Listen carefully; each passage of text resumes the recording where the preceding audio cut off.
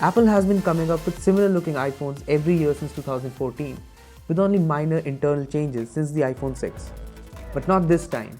This is the iPhone 10, a change so huge for Apple, they went the whole one more thing route to announce it. Apple basically reinvented the iPhone this time around.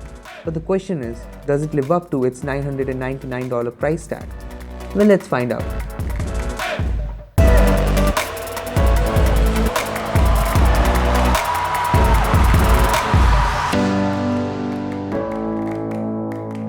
Hey guys, this is Akshay from vbomb.com and this is the iPhone 10, Apple's brand new flagship, Apple's answer to the galaxies, the essentials and the mixes of the world. So what's this iPhone like? Let's find out.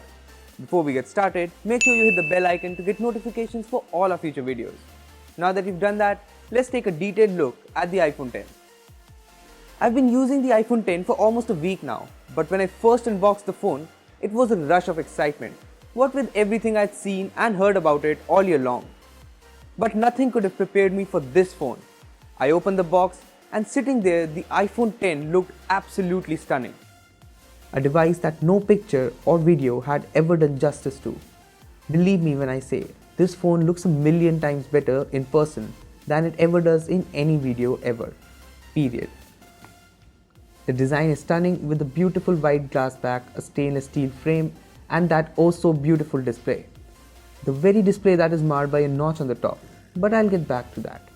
First, let me stress that the iPhone 10 is fragile to the point of being the most breakable phone ever.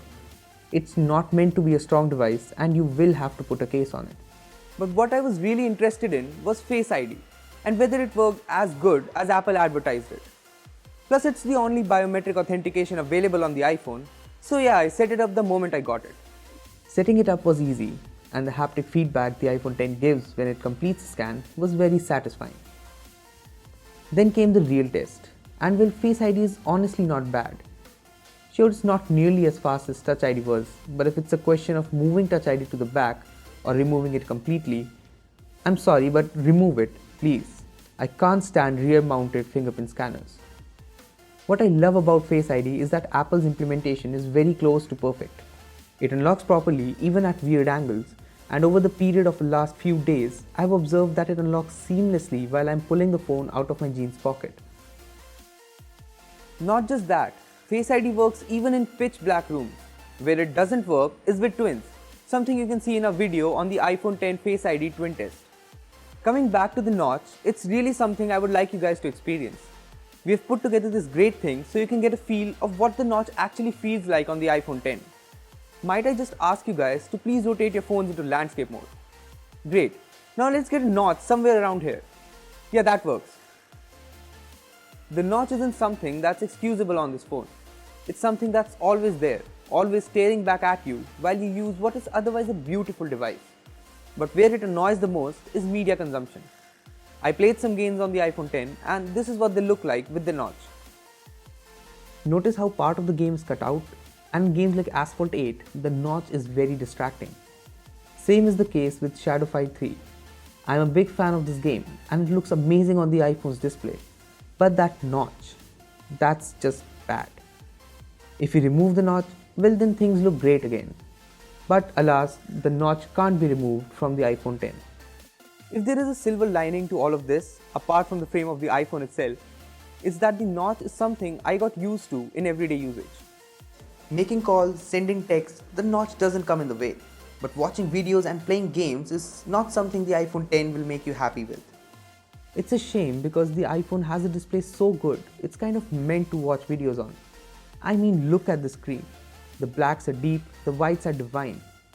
DisplayMate went as far as to say that the color reproduction on the iPhone 10 display is visually indistinguishable from perfect. That's some high praise right there. I would have loved to watch Netflix on the go on this display, but the notch makes it a less than pleasurable experience. It seems as though for every good thing, the iPhone 10 has a bad one and vice versa. Because as much as I hate the notch, the front camera on the iPhone 10 is pretty good.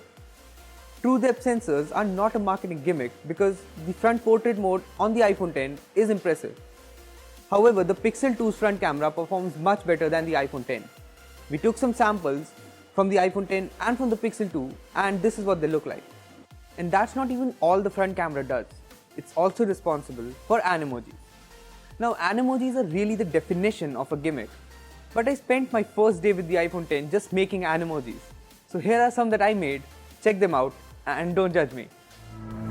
Am I out of my head? Am I out of my mind? If you only knew the bad things I like, don't think that I can. I don't wanna live forever, 'cause I know I'll be living in pain, and I don't. Luke, I am your father.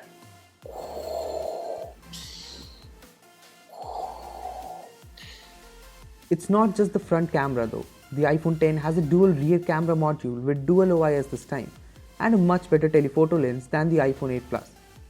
I can keep talking specs, but I'll let the pictures do the talking. I took some shots with the iPhone X and with the Pixel 2. The iPhone X has a great rear camera, but it's not as good as the Pixel 2. A phone that, by the way, costs way less and has just one rear camera. Like I said, my first day with the iPhone X was all about the camera and animojis. However, in everyday usage, I tend to click less pictures and play more games.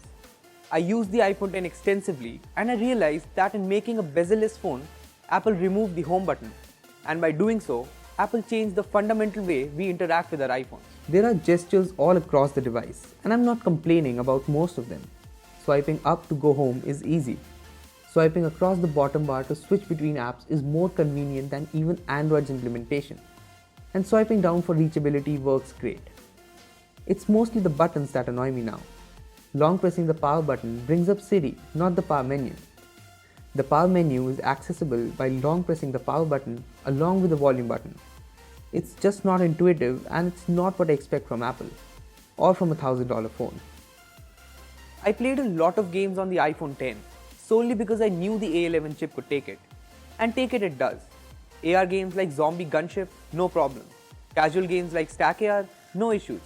4K HDR video playback, you get where I'm going with this, right? The iPhone X is an absolute beast when it comes to performance. However, I did notice that it heats up quite often. And that is something I think will be quite an annoyance in a country like India where the summers get super hot. After an entire day of using this phone extensively, I did charge it for a while. Well, quite a long while actually. The iPhone X has a decently good enough battery, but man, it charges slow. Apple skimmed out on the charging and didn't pack in a fast charger with the iPhone X. It's a $1,000 phone, Apple. Get it together and put a damn fast charger in the box. With the charger Apple does put in the box, it took me around 90 minutes to bring the iPhone X to just 60% of charge. It's torturously slow. The iPhone X also supports wireless charging, which works fine, but I'm not a fan. I prefer using the lightning cable to charge it. Fun fact, the iPhone X has really great optimizations, but it lost almost 15% of its battery overnight. I compared that to the Pixel 2 and man, that doze mode. The Pixel 2 lost less than 5% of its battery overnight. Oh, and one more thing. To be very honest, iOS 11 isn't meant for the iPhone X. It's meant for a normal 16:9 smartphone like the iPhone 8 or the 8 Plus. On the iPhone X, the iOS 11 experience feels like an afterthought, like something Apple just quickly built to not be like Google and ship a phone without the OS in it. Jokes aside, iOS 11 on the iPhone X isn't what I expect from Apple. It's not simply magic, it doesn't just work, and I expect a lot from Apple, and iOS 11 just fails at it. To conclude, I think the iPhone X is a great attempt at making an amazing smartphone, but Apple does need to work on it a bit.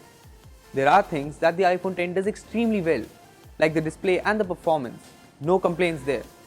However, there are things that make it feel like Apple either didn't test it properly or simply doesn't care as much as it used to about user experience. After all, Apple is famous for being extremely nitpicky and polishing features to perfection, and the iPhone X just doesn't give that feeling in a lot of places. Either way, I'd not ask you to skip the iPhone X. Get it if only for the amazing camera, fun Animoji-like features, excellently implemented Face ID, and more. And for anyone complaining about the price range, the Note 8 also costs $950. Flagship smartphones are just approaching that price range now.